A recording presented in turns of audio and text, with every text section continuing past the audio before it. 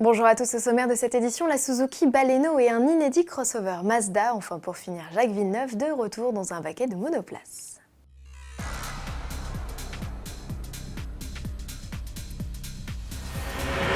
Le salon de l'automobile de Francfort approche à grands pas. Dans un peu plus d'un mois, une déferlante de nouveautés nous submergera. Alors pour ne pas passer à l'as, face à des poids lourds de l'actualité, certains constructeurs profitent de l'été pour dévoiler leur programme. C'est le cas de Suzuki, dont le stand présentera une nouvelle version de la Baleno. Ce nom, loin d'avoir laissé un souvenir impérissable dans la mémoire collective, caractérisait dans les années 90 une berline compacte. Celle présentée en Allemagne mi-septembre n'aura plus grand-chose à voir, puisqu'elle reprendra l'apparence d'une citadine un poil plus grande que la Swift. Quant à son look, inspiré par le concept IK2 présenté en mars dernier, il sera résolument plus moderne. À l'intérieur, Suzuki parle d'espace et d'équipement. Moderne, à vérifier sur pièce à la rentrée.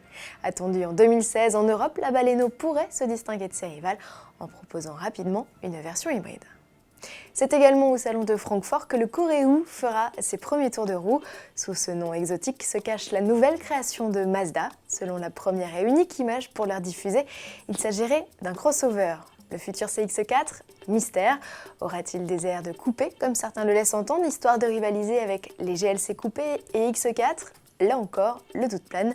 Patience, plus que quelques semaines avant le lever de vol officiel. On termine ce journal avec du sport. En cette trêve estivale, vous pensez peut-être que tous les pilotes, mécaniciens et écuries sont en vacances. Si c'est effectivement le cas en F1 et en WRC, d'autres préparent activement la saison à venir. C'est notamment le cas des équipes de Formula I.